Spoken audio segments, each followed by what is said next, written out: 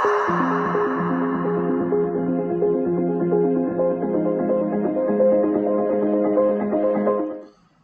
ladies and gentlemen. I am Aditya Johari, a Python and a machine learning enthusiast, and your mentor for this channel, that is Excel.py.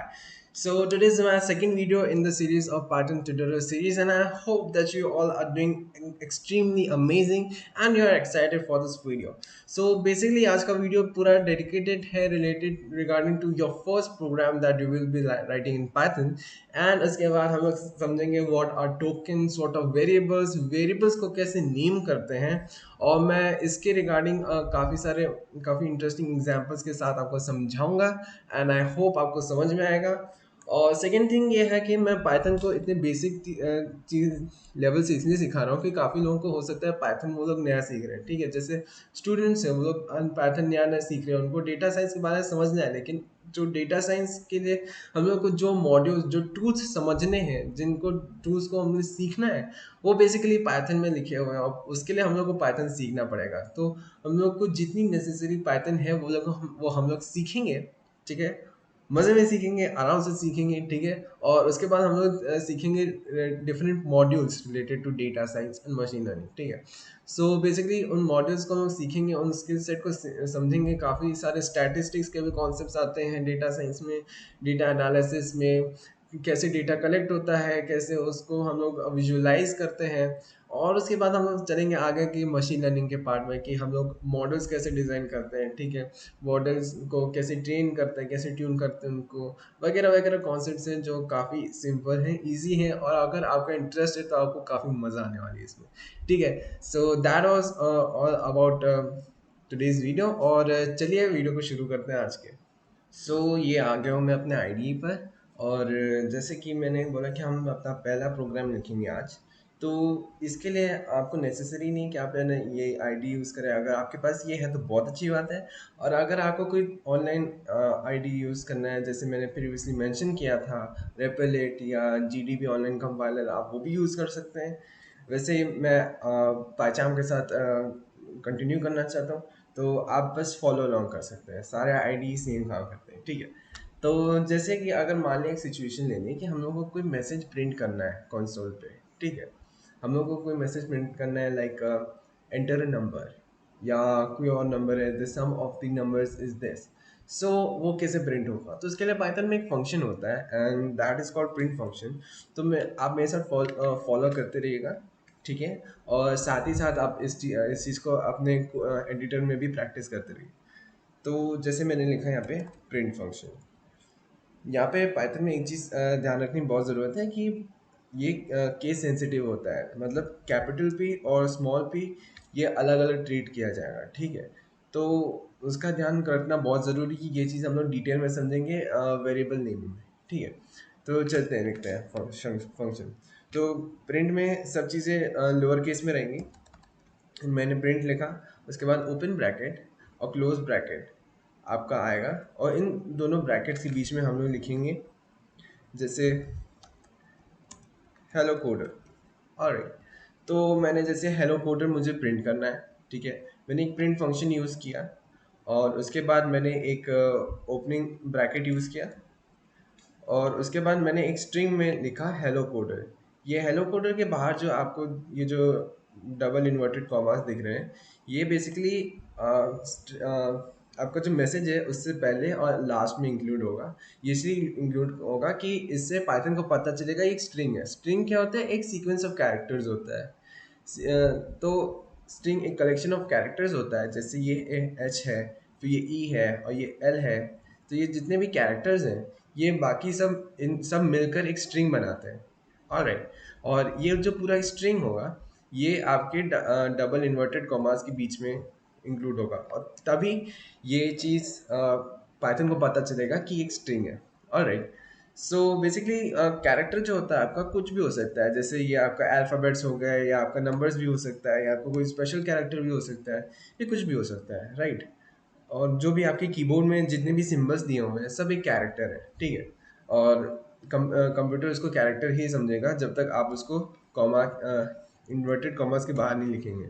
जैसे ये दिया हुआ है, ये मैंने इसको बाहर लिखा हुआ है, तो ये इसको जो इंटरप्रेटर है, पाइथन जो है ये इसको एक स्ट्रिंग नहीं समझेगा, ये इसको एक इंटीजर वेरिएबल समझेगा। इसके नीचे अगर मैंने लिख दिया 1.3 तो ये इसको एक नंबर समझेगा, इसको स्ट्रिंग नहीं समझेगा। लेकिन अगर मैंने इसको डबल इन्वर्टेड कॉमास के बीच में लिख दिया तो पाइथन इसको एक स्ट्रिंग समझेगा। इसको हम और डिटेल में समझेंगे जब हम पढ़ेंगे वेरिएबल्स के बारे में। ऑलराइट, तो चलिए इस कोड को एग्जीक्यूट करते हैं। यहाँ पे मैंने सैम्पल डॉट बाय फाइल में इसको लिखा है, और जब मैं इसको रन करूँगा तो हमको आउटपुट आया यहाँ पे हेलो कोड है। तो मैं इसको और मैक्सिमाइज कर देता हूँ।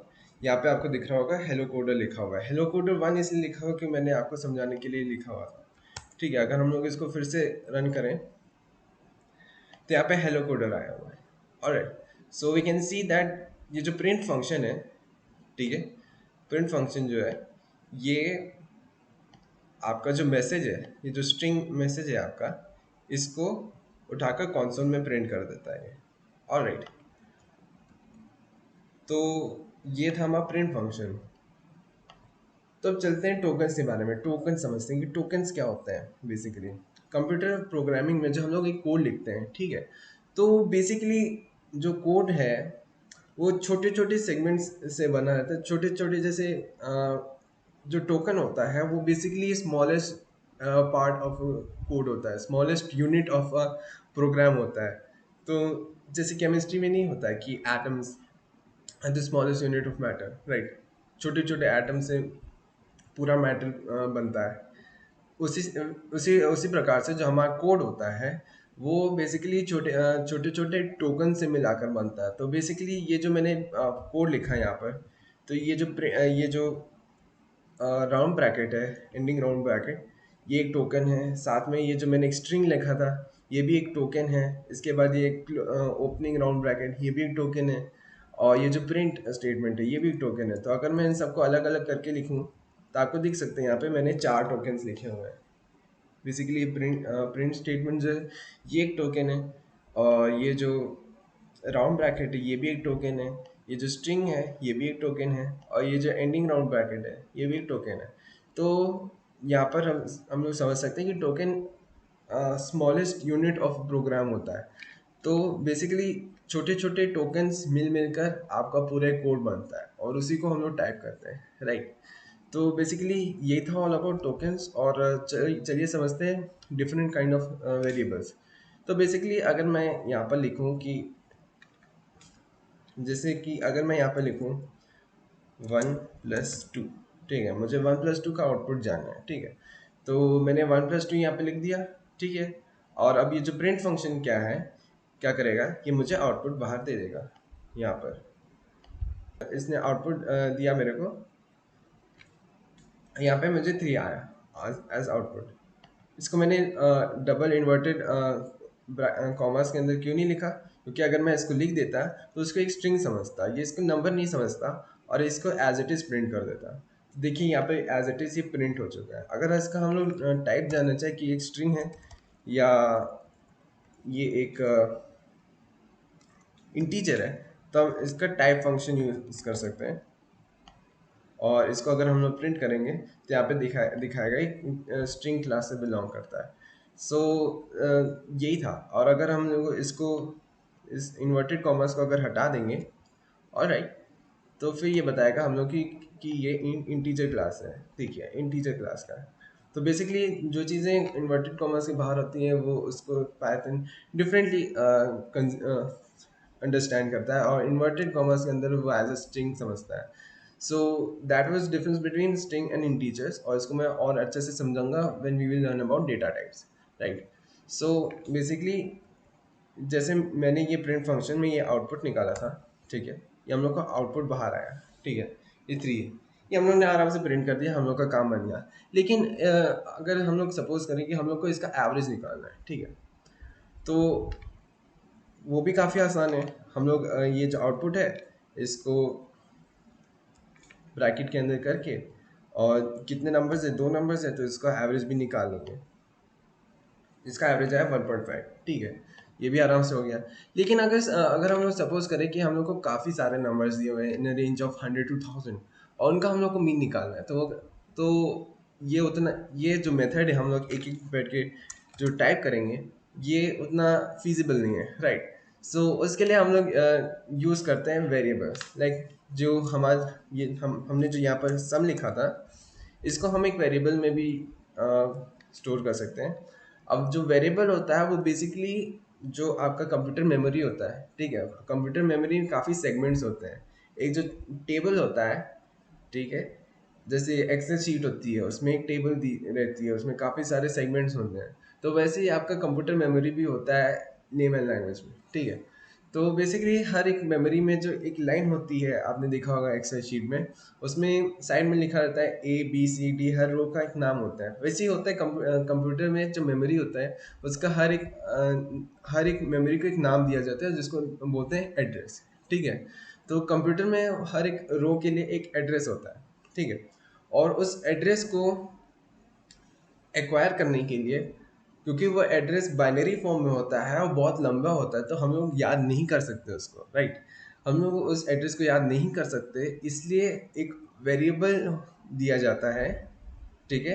और उस वेरिएबल को एक नाम दिया जाता है जिससे उस वेरिएबल के नाम से हम उस एड्रेस को ढूंढ सकें कंप्यूटर मेमोरी में, और वो जो एड्रेस होगा उससे हम लोग वो जो डेटा है उसमें जो सेगमेंट में हमने स्टोर किया था उसको हम लोग यूज़ कर सकते हैं। तो बेसिकली वेरिएबल का ये मीनिंग होता है कि हम लोग जो डेटा है, जैसे नंबर्स हो गया या स्ट्रिंग्स हो गया या कोई भी फाइल हो गई, उसको हम लोग स्टोर करके मेमोरी में रख सकें, ठीक है। सो वही वर्क होता है एक वेरिएबल का, कि उसको डेटा स्टोर करना रहता है।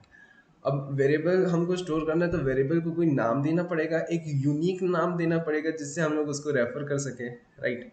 सो उसके लिए हम अगर मान लेते हैं हम लोग वेरिएबल को कुछ कुछ भी नाम दे सकते हैं, लेकिन कुछ रूल्स हैं, सेट ऑफ रूल्स हैं जो आपको फॉलो करना पड़ेगा, ठीक है।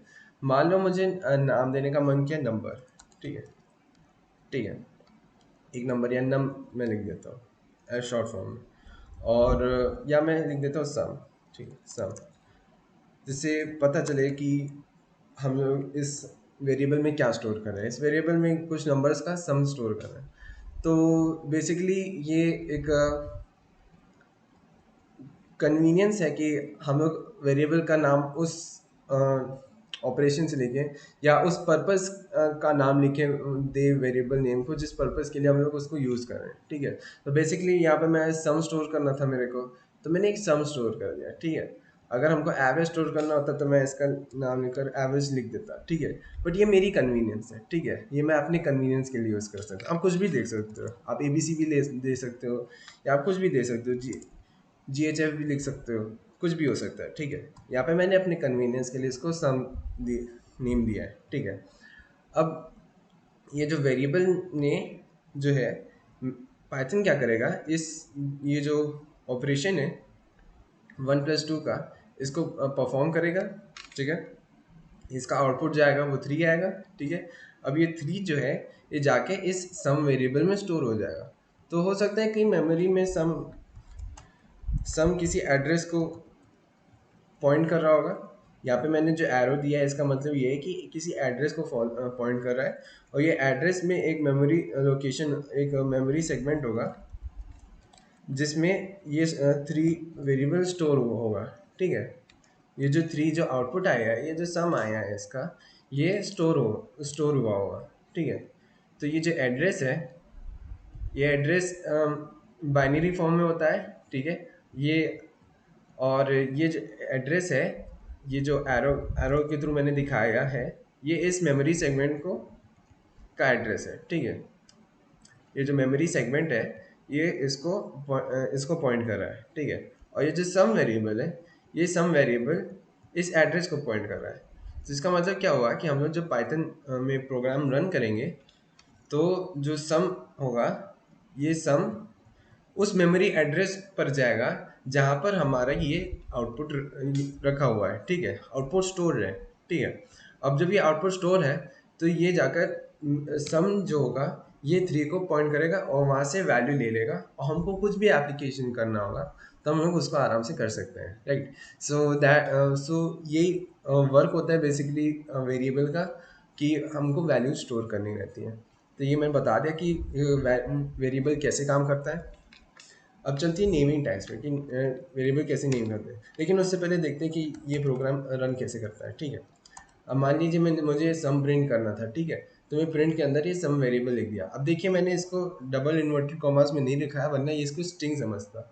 अगर हमको कोई वेरिएबल की वैल्यू आउटपुट करनी है तो हम लोग वेरिएबल एज इट इज़ वैसे ही लिख देंगे। ठीक है, सम। ठीक है, तो यहाँ पे देख सकते हैं मैंने इस वैल्यू को एज इट इज़ लिख दिया है।